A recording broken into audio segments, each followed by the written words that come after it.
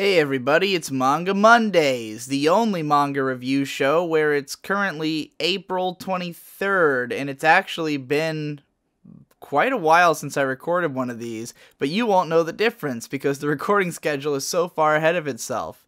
So today we're going to be talking about Murcielago.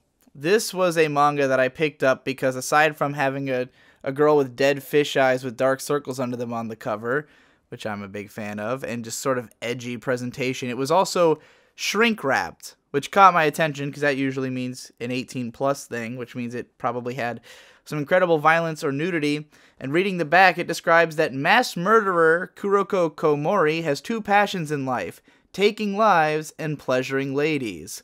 And I went, well, I'm done. I'm sold. So this is about a lesbian serial killer who gets... She's captured, she's in prison, she's going to be killed on death row, but then they give her a job to go capture other dangerous psychotic criminals, or kill them, as the case usually ends up being. So, yeah, her job is just to go around and stop extremely dangerous criminals, and it presents this in the most over-the-top fashion possible. Like, here's the first guy she stops, a former wrestler who's jacked up on some kind of crazy drugs and goes around like literally tearing people clean in half and just like stomping people in. Here we go. Here's a great image of him just tearing through civilians. Very gory manga.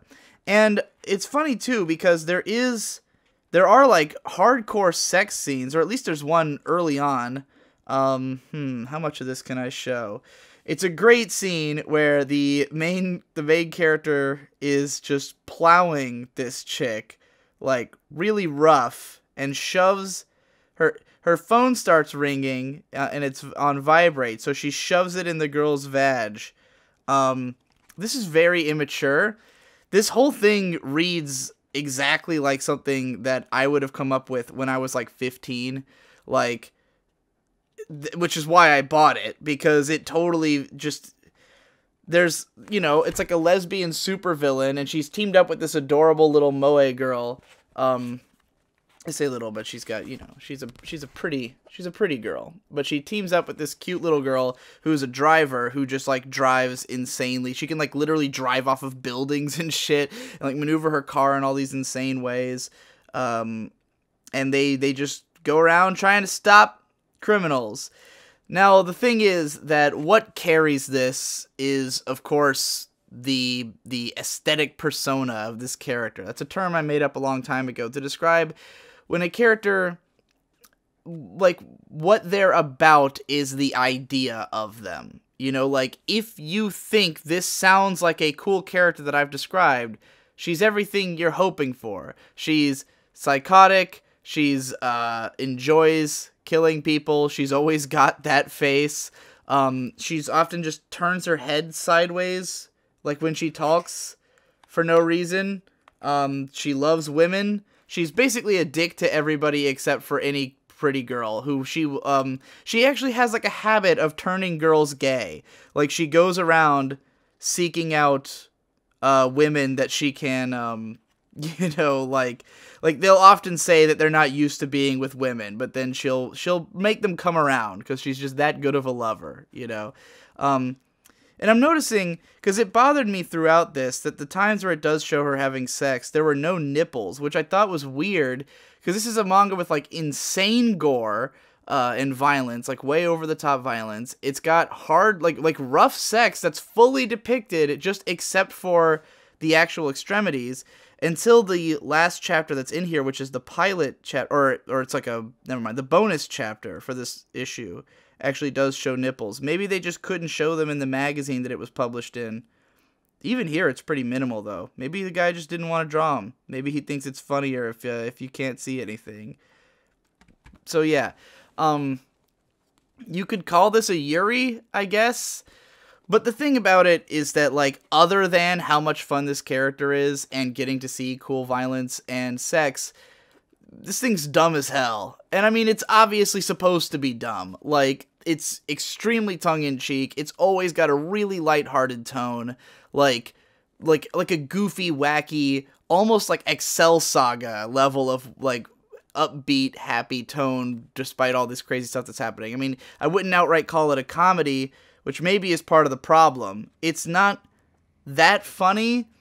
And while the things that, like, the feats that they pull off are insane and you know, hilarious and awesome in their own right, just the individual storylines are dumb. It's just like, here's a wrestler, go fight him. But they always try to work in, like, Kuroko will in-depth analyze why the killer will act a certain way, and she'll like go through all these explanations of like what he's trying to accomplish and how she's gonna stop him for those reasons.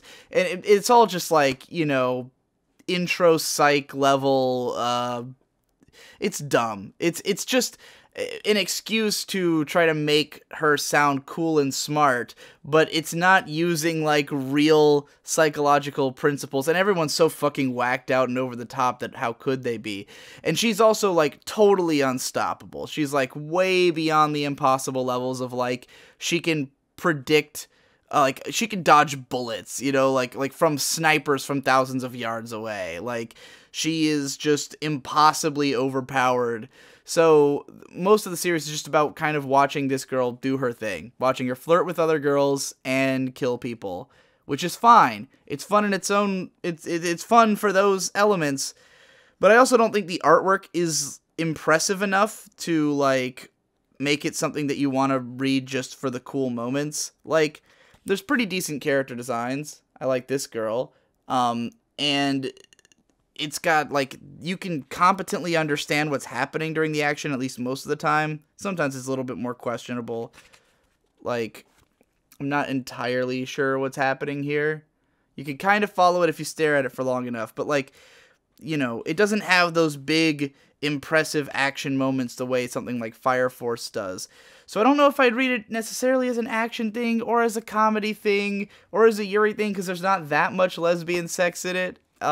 So, yeah, I can't say that I'm, like, rushing to go buy the second volume of this. I had fun with it. I'm glad it exists. I like the character.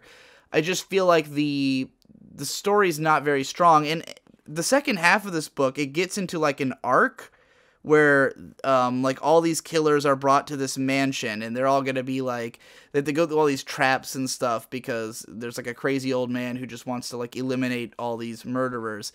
And that arc does not conclude before the end of this book, so I guess it's going to go on. And I just thought it was not interesting at all. Like, the first part where they're just fighting the giant jacked up wrestler is pretty entertaining because it goes through all these insane, you know, feats and stuff. But then after that point, the other scenarios that the author comes up with to put them in, just not nearly as cool, not nearly as interesting. So it kind of felt like this was losing steam by the end of the first book.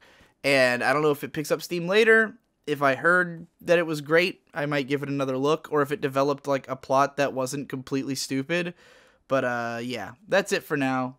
Fun times. If you like this kind of thing even more than I do, like if you're a real gore hound or you just want to watch this, like if this character sounds like she'd be way up your alley, give it a shot. At least, you know, you don't have to spend money on it, probably. You'll probably read it online, so, you know, go ahead.